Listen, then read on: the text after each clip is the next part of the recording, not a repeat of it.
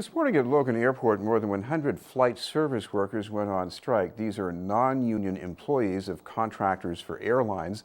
The workers have been trying to organize a union with help from SEIU 32BJ. The strike follows allegations of unfair labor practices, especially by one contractor, ReadyJet. To tell us about the action and the organizing campaign is our guest from 32BJ, the Vice President for New England, Roxana Rivera. Thank you very much for being with us, Roxana. Thank you for having me. This is a 24-hour strike, so what's the strategy here? So workers have decided to go on strike because the contractors that they work for have repeatedly continued to break the law.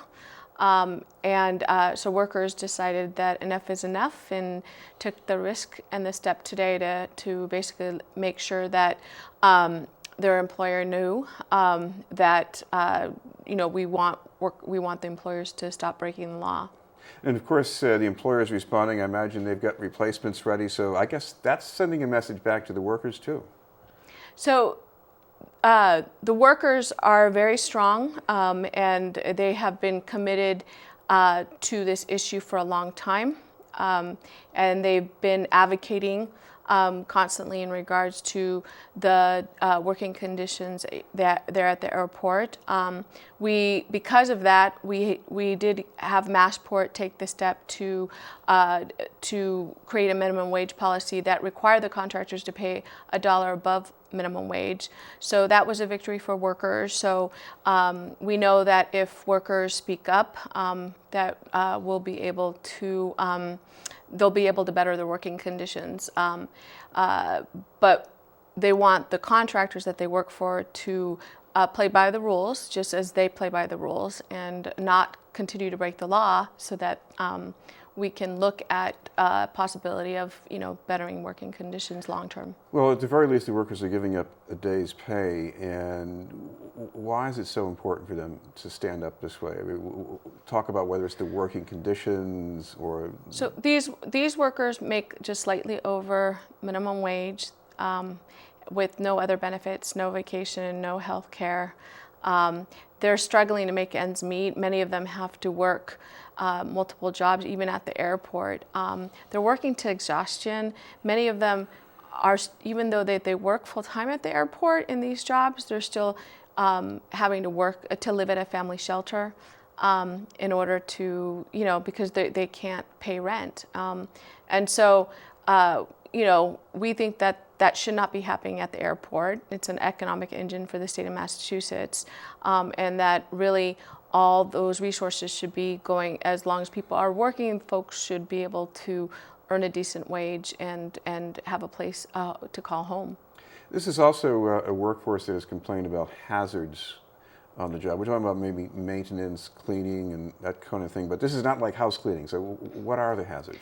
So the thing is that workers actually, clean the planes, and they dispose of the bathroom chemicals. So there's a lot more involved in regards to how to appropriately dispose of those chemicals.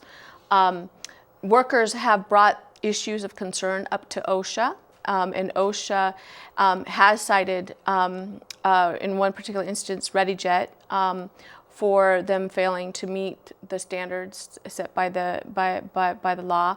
And in fact, the contractor has then gone ahead and fired workers for coming forward with those complaints to OSHA, and OSHA is currently investigating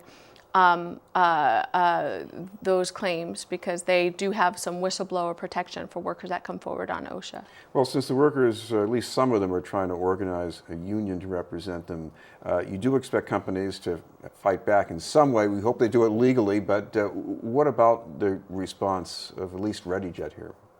So again, ReadyJet continues to just, try to discourage the workers from wanting to better their working conditions.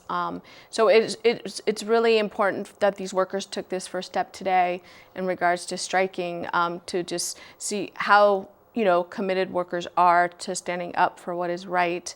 And that's an important step for workers to do when we confront these types of attacks from employers.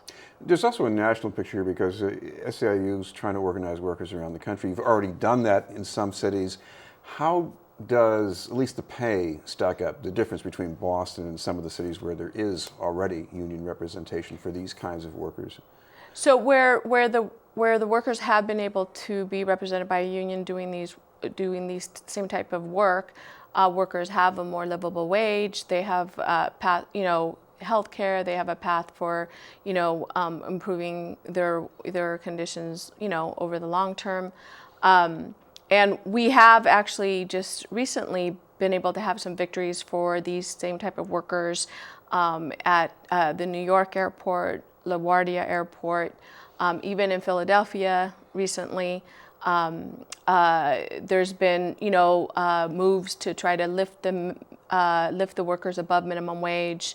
I think in Philadelphia they announced a $12 minimum for workers that do this work.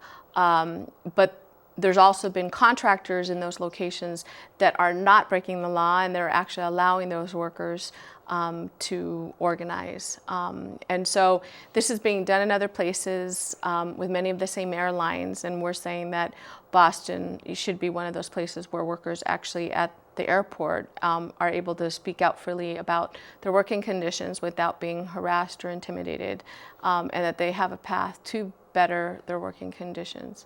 Thank you very much for being with us. Thank you. From SEIU 32BJ, Roxana Rivera.